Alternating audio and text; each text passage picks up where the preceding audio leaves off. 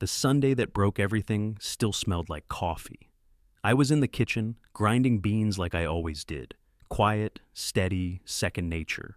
Marla sat on the couch in her robe, scrolling through her emails like she always did. I brought her the mug she liked, half and half, 2 sugars, and set it on the coaster with that faded beach print we picked up in Charleston. 9 years of this exact rhythm. That house on Cedar Harbor practically ran on muscle memory. I'm Darren Cole. I'm 58. I run a transmission shop just outside Charlotte.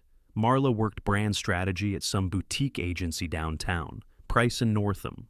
She always sounded tired saying it, like the name had too many syllables. That morning, we were talking about the cabin I'd been fixing up by Miller's Ridge. I told her I'd finally cleared time to finish the back deck this spring. She blinked at her screen and said, "Maybe we should think about somewhere more modern." I chuckled. "What, like one of those modular pods?" She didn't laugh, just lifted her coffee and said, "Never mind." Her phone pinged. She turned it toward me, group text with balloons and confetti emojis, some coworker thread. "I just got promoted," she said, flat as drywall. "Well, damn," I said. "That's big, babe. I'm proud of you." She shrugged. "It's just a title bump." Then another text came in. This one from Evelyn Price herself, her boss, said, "Can't wait to toast you." I took the mug back to rinse and said nothing. Didn't want to push. After all, she got the win. I figured my job was to let her soak it in. Quick note, before we go further, tell us which city or country you're watching from. By 11, I'd cleared my side of the dishes and gone through the week's invoices at the kitchen island. 2 rebuilds pending, 1 differential job waiting on parts. Solid money month. I've always handled our bills. She handled the conversations. That was our unspoken deal. By noon, I went online and ordered her a custom desk nameplate. Brushed aluminum, slick and clean. Marla Cole, senior brand lead. I pictured her unboxing it at work and smiling that little half smile she did when something impressed her. Around 1:40, she said she had to pop in for a meeting. I gave her a look. "On a Sunday?" She kissed my cheek. Real world never clocks out. House went quiet after she left. I stood in the doorway for a full minute, just looking at our couch, her empty mug still on the coaster. I went straight to the back room, my part of the house. Laptop on the counter stool, router blinking, invoices still open from earlier. I logged into our bank dashboard, the one we both used. I'd set it up after we got married. 1 login, 2 views, trust on autopilot. Joint checking sat at 64 grand and change. Savings had just under 29. That was supposed to be for the ridge deck and a new furnace come January. Cold months were creeping up fast. I did the math. Nearly all of that was me. Weekend callouts, unlogged rebuilds, jobs paid in cash, but still taxed because I'm not an idiot. The hours I slept on the cot in the shop instead of coming home greasy. Her pay was steady, but the extra came from my side. I transferred $51,000 into the shop reserves account I'd opened last year when I thought I might buy a second lift, meant it for expansion. Now it was insurance. Left 13 grand for bills and the mortgage so nothing would flag too early. Next, I went after the cards. Silver Visa, gone. Marla was an authorized user, no more. Blue Amex we used for client dinners and team gifts, canceled. Ridgewell and Cowicy store card, snipped, literal scissors to plastic.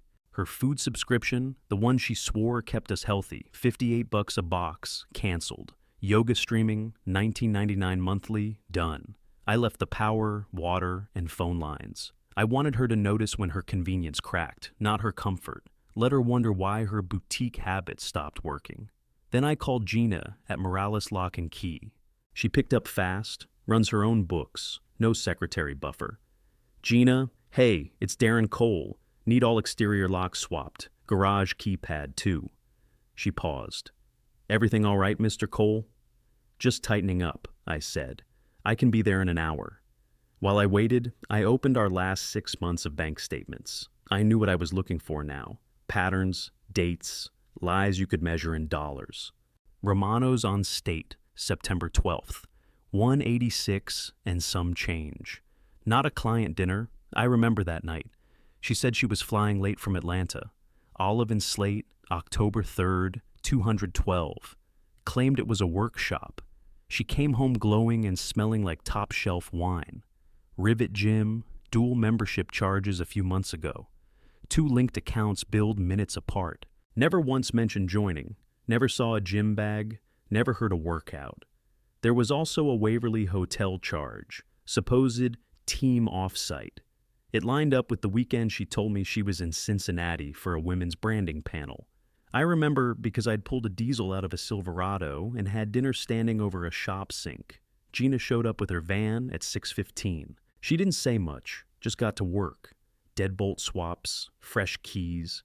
She reprogrammed the garage keypad and tested the entry code twice. "You want a spare?" she asked, holding up the last key. "No."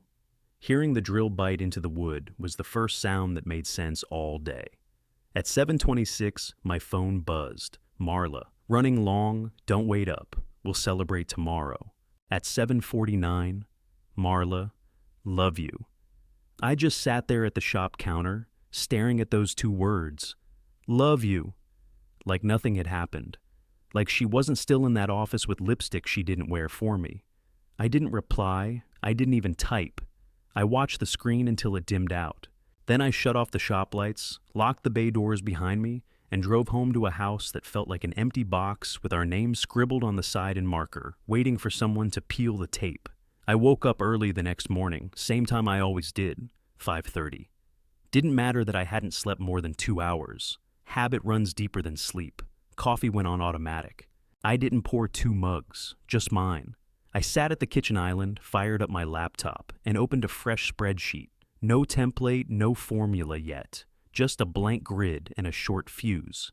People like to call me the guy with the wrenches. Like I live in grease and guesswork. Truth is, I run a clean shop. Every job coded by type. We track margins, hours, parts, seasonality. Hell, even oil viscosity trends when weather shifts. I handle the numbers because someone has to. Marla used to call it practical stuff.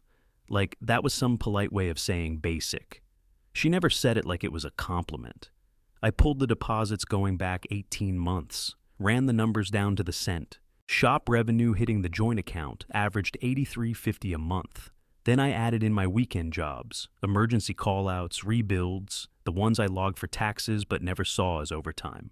$1,700 more per month easy. Her income was good too. Fixed salary, bonus structure, some project stipends. But the real eye-opener, the months we grew financially always lined up with my craziest work weeks. Not her bonuses, not her pitch wins.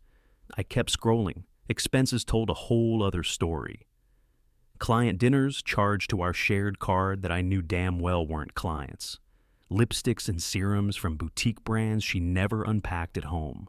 One order had $600 of skin cream I couldn't even pronounce. A creative retreat she booked for 2 nights that ran over $1,100. Same weekend, I pulled a tranny out of an Euro 9 Tahoe and slept in the shop because the hoist hydraulic blew. Then there was Rivet Gym. I called to downgrade our plan, pretending I didn't know we had 2 memberships.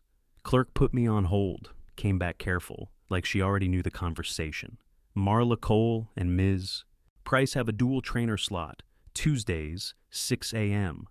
My voice dropped a note. Then make that 0. Silence. Then, yes, sir. I killed Hulu, Max, and that overpriced photo storage plan. She said we needed to preserve our life moments. I didn't touch the basic phone plan. I still wanted her text to land. And I left the grocery delivery active for 2 more weeks so the fridge didn't tip her off. Then I started printing. Any charge over $150 that felt off went into a file. 47 total. I wrote the dates in blue ink, top right corner, clean and clear. You show this kind of file to a lawyer, and paper still talks louder than screenshots. I stared at that folder and told myself the truth in 3 sentences. 1, she's probably been sleeping with her boss. 2, looks like she's been using our joint funds to cover it. 3, she thinks I won't catch it because I spend most days smelling like brake cleaner and steel shavings. I didn't say it out loud, just ran the words through my head, slow and clear until the sting dulled.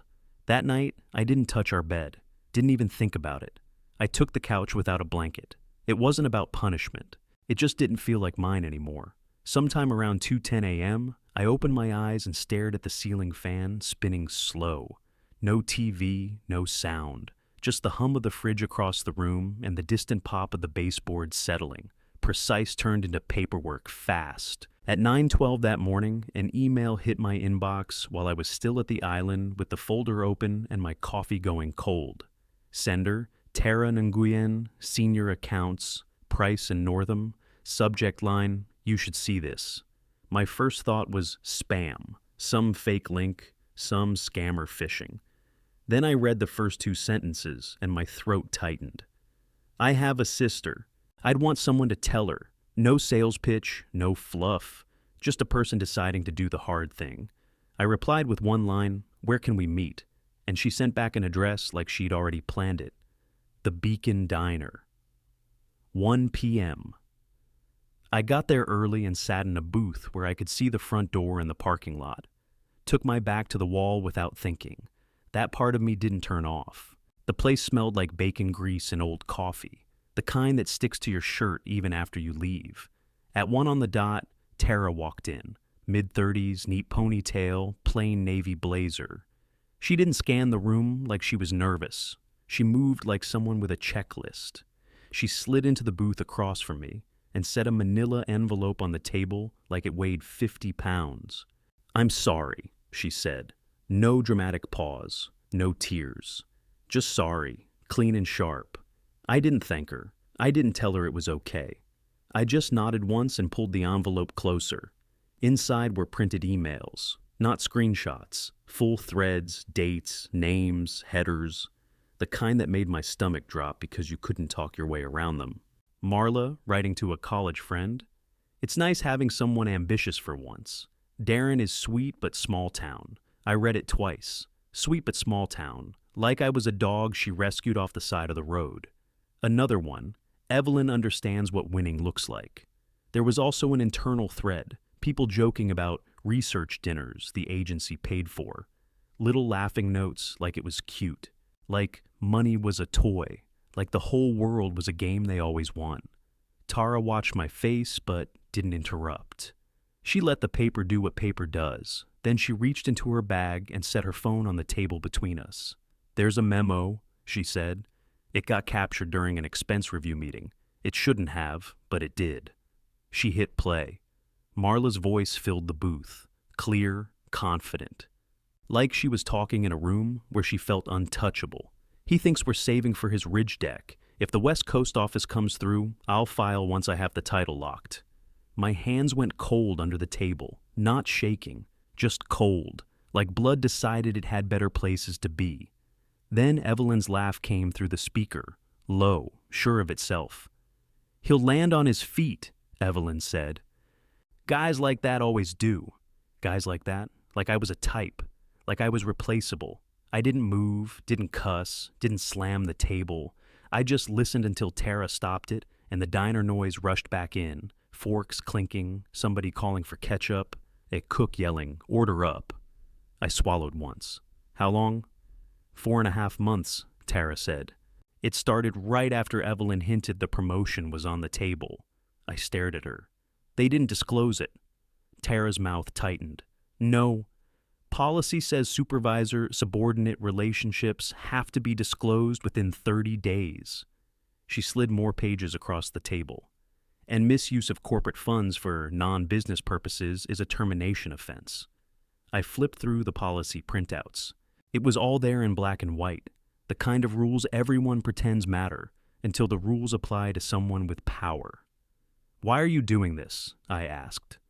Tara didn't flinch. "I'm not doing it for work politics. I watched my brother-in-law do this to my sister." Her fingers tightened around her coffee cup, like it was the only steady thing in her day. "It still burns."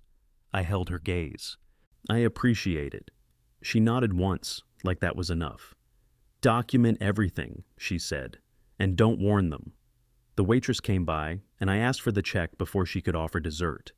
Tara reached for her wallet, and I didn't stop her.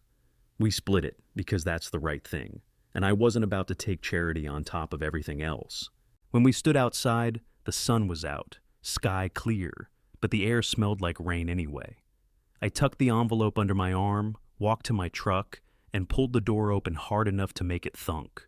I parked 2 blocks from the firm and walked the rest. Didn't want to pull up in the shop truck and hear anyone call it quaint. I didn't care much about looks, but I cared about walking in straight. Ortiz and Maynard was in a brick building near the courthouse, 2nd floor, no flash. Just a brass plate on the door and a stack of water-stained legal books in the window that probably hadn't been opened in 10 years. Leonard Ortiz met me in the front with a handshake that didn't waste time. Gray at the temples, corduroy jacket like it was part of his skin, steady hands and no smile. "Mr. Cole," he said, "come on back." His office was exactly what you'd expect. No plants, no fake motivational prints. Just a big desk, 4 legal pads in neat stacks, and a full wall of framed settlement checks. Some had commas that made my stomach shift. One had a decimal point in the 7 figures. I dropped the manila folder on his desk. Tara's envelope. The expense printouts. A USB stick with the memo recording. I didn't talk, neither did he. Leonard flipped through it like it was a parts catalog he already knew how to read. Every now and then, he grunted low under his breath, but didn't comment. When he finally looked up, he nodded once. "You're calm. That's good." Then he stood, walked out of the room, and came back with a woman who looked like she'd rather chew nails than make small talk. "This is Dr. Amrita Sen," he said, "forensic accountant. Don't let the chain on her glasses fool you. She'll gut bad bookkeeping faster than you can say deduction." She gave me a nod, no smile, and sat down with my papers like she'd been waiting for a job like this all week. Less than an hour in, she had color-coded columns flagged on her laptop and was tapping one in particular with a red fingernail. "Dissipation of marital assets," she said. $10,964.22, clearly tied to the affair. She circled it 3 times in blue ink, like a mechanic circling a cracked belt on a diagram. Leonard grinned like a guy finding the exact socket he needs without digging. "We'll go for unequal division, restitution, and fees," he said. "Also workplace angle, policy violations, misuse of corporate funds, potential HR liability. That's leverage." I leaned back.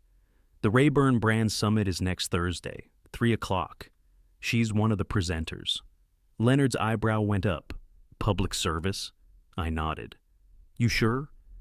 "They did it in rooms full of people," I said. "Seems fair." He reached for his phone and tapped a number like he'd done it 100 times. "Gabe, it's Leonard. I've got one for you. Actually 2. He paused, then chuckled. "Rayburn Center, Thursday at 3. He hung up and looked at me. "Gabe Morales, process server. Guys serve people in tuxedos, people on stages, people mid-putt. Moves like a stagehand. You only notice after he's done. The plan laid itself out clean. Gabe would serve Marla in the middle of her presentation. A second server would hit Evelyn. I'd be in the room, 1 line, no swearing, no drama. Then, out. Simple." Leonard nodded at Dr. Sen. "She'll send a packet to HR and the board that same hour. Summary, exhibits, timestamps. Neat as a sermon." He leaned back, fingers steepled. "2 rules," he said. "Don't engage privately, and don't move any more money they could claim was vindictive. What you've done so far, disciplined. Keep it that way." I gave him a short nod. "Got it." I left Leonard's office, drove straight home, and hung that navy sport coat over a dining chair like I didn't trust the closet anymore. That morning, I steamed it, wiped down my boots, and folded the note card I'd written 3 nights before. 1 sentence, all caps, center aligned. Nothing dramatic, just the truth. No tie. Never been a tie guy. My sister bought that sport coat when the shop hit 5 years. Said it was time I owned something you couldn't ruin with axle grease. Rayburn Center sat 16 floors up in a building where glass outnumbered concrete. From the sidewalk, you could see your reflection walking into something colder than it looked. Inside, everything smelled faintly like citrus and money. The summit took up 2 connected conference rooms with those high, sculpted chairs nobody knows how to sit in.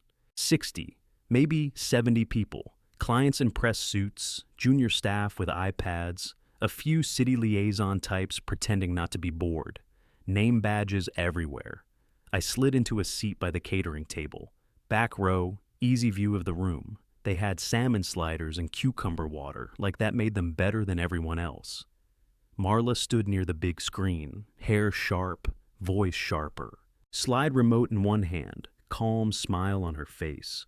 Evelyn Price stood a step behind her, hands folded like she was leading an orchestra with her thoughts. Marla was pitching a brand narrative about authenticity. Kept saying the word like it was something you could print on a tote bag and sell for $100. She sold it well. She always could talk. But that word, authenticity, it landed sideways in my chest, like a wrench slipping in your hand and jamming your knuckles against the block. At 3:19, the back door opened soft. Gabe Morales walked in like he was just browsing appetizers. Portfolio under one arm. Didn't look around. Didn't make himself big. Just merged into the space like he belonged there. Marla was mid-slide. Something about trust signals. When Gabe stepped forward, calm and polite, like he was about to ask directions to the elevator. "Marla Cole," he said, steady voice, not loud. She blinked mid-sentence. He handed over the folder. "You've been served." He turned clean on his heel, just 2 steps, and the second server moved toward Evelyn like she was offering a program. "Ms. Price, you've been served." Same tone, same weight, all business. The whole room froze. You ever hear paper hit a podium? It makes a dry, final kind of sound. That folder smacked down like a gavel. Evelyn's face drained like a faucet got turned under her skin. Marla opened the folder. I saw her eyes scan the top of the first page. Adultery, dissipation, exhibits. Black bold font on crisp white paper. She looked up. I stood, smooth, no rush, no heat. Pulled the note card from my pocket and read it, word for word. "That's for burning our money and our marriage on company time. No more, no less." A woman in the front row slapped her hand over her mouth. 2 men in suits turned toward each other slow, like they were watching a building tip. One city guy stared at his program like it was about to explode. Evelyn tried to speak. "This is inappropriate," but her voice didn't carry like it had before. It cracked halfway through inappropriate and didn't recover. Marla just stared. No reply, no pivot. First time in months, she didn't have a script ready. I walked out without looking back. Security came through the side door just as I reached the hallway. They looked around like they weren't sure what just happened. They were late. On paper, the moment was already over. In the elevator, a guy in a slate suit stood beside me. Didn't look up. Just watched the floor numbers tick down. We hit the ground floor. The doors opened. I stepped out into clean sunlight and didn't stop walking. 4 months later, we signed the final decree in a quiet courtroom with too much echo. Leonard showed up in that same corduroy jacket and didn't say more than 20 words the whole time. He didn't have to. His plan worked like a straight line. No surprises, just execution. Marla left with what she came in with. 1 designer chair, her clothes, and a drawer full of hair tools I'd never figured out how to use, or what half of them even did.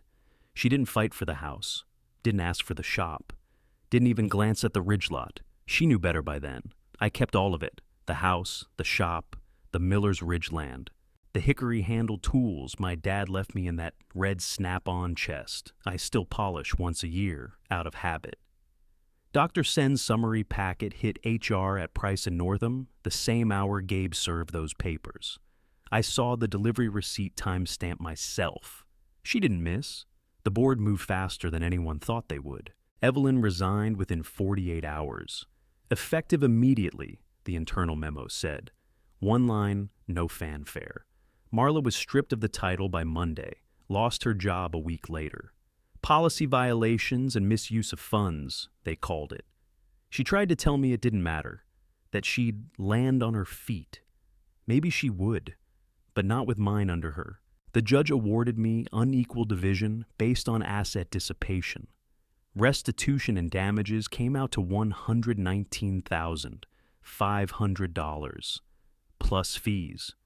When he read the number, the judge barely looked up, just said, "Evidence is clear," like he was reading a torque spec.